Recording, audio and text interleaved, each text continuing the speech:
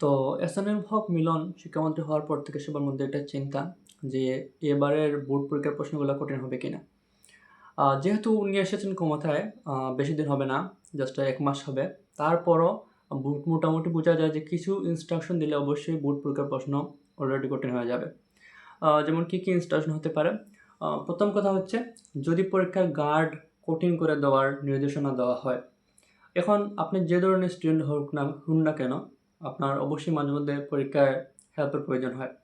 আ একজন ভালো স্টুডেন্ট, অত্যন্ত ভালো স্টুডেন্টেরও দেখবেন মাঝে মধ্যে একটা ম্যাথে সিওর হওয়ার জন্য অন্যকে জিজ্ঞাসা করে যে ম্যাথটা হয়েছে কিনা। তো এইজন্য অবশ্যই কেউ যদি মোটামুটি একটা হেল্প পায় এক্সাম হলে, তার একটা ম্যাথ হওয়ার সম্ভাবনাটা প্রবাবিলিটি বেড়ে যায়।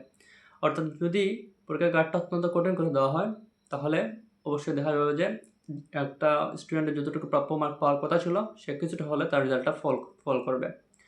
তারপর যদি পরীক্ষার প্রশ্নটা কঠিন হয়, এটা হচ্ছে সবচেয়ে একটা ইফেক্টিভ জিনিস। গার্ড যেমনই হোক না কেন, একজন ভালো স্টুডেন্ট এ প্লাস পাবে স্বাভাবিক। যদি দেখাদেখি না করে তাও এ প্লাস পাবে। আর যদি সামান্য হেল্প নাও পায়, সামান্য হেল্প পায়, সেক্ষেত্রেও সে এ প্লাস পাবে। কিন্তু প্রশ্ন যদি অত্যন্ত কঠিন করে ফেলে, তাহলে দেখা যাবে যে অনেক শিক্ষার্থী রেজাল্ট ডাউন করছে।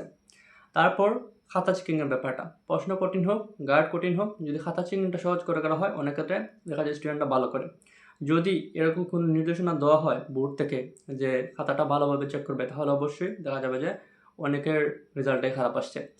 এবার খাতা চেকিংয়ের ব্যাপারটা পুরো বাংলাদেশে সেম নাও হতে পারে। কিছু ক্ষেত্রে দেখা যায় যে আ স্যারদের উপর ডিপেন্ড করে যে স্যাররা চায় যে স্টুডেন্ট মোটামুটি ভালো রেজাল্ট করুক। কিছু মার্কের জন্য আটকায় না প্লাস, বা কিছু মার্কের জন্য ফেল দেয় না। তারা চেষ্টা করে যে ভালো রেজাল্ট করুক। এটা অনেক সময় স্যারদের উপর ডিপেন্ড করে। তো এক্ষেত্রে কিছু স্পেসিফিক এরিয়াতে এই জিনিসটা কঠোরভাবে মেইনটেইন করা হতে পারে যে খাতা চেকিংটা খুব ভালোভাবে করা হয়েছে। ফর দিস রিজন তাদের রেজাল্টটা ডাউন করছে, এবং অন্যান্য এলাকাতে হয়তোবা এই ধরনের ইফেক্ট নাও পড়তে পারে। সো ওভারঅল আমি বলব there is heavy chance that the result will down in this ইয়ার।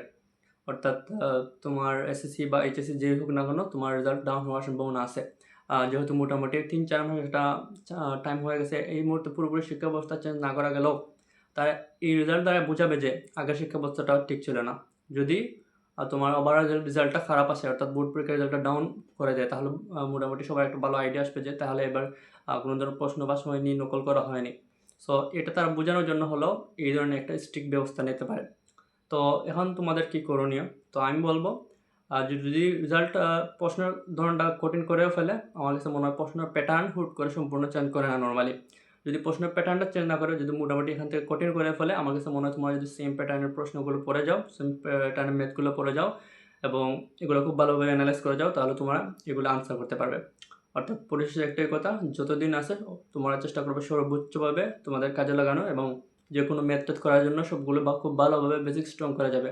তখন তোমাদের প্রশ্ন যতই কঠিন না হোক না কেন, যদি পুরোপুরি ভিন্ন দিয়ে দেয়, তাহলে তোমরা আনসার করতে পারবে। কারণ তোমাদের বোর্ডের বেসিক আছে, তোমাদের বইয়ের বেসিকটা আছে। So best of luck.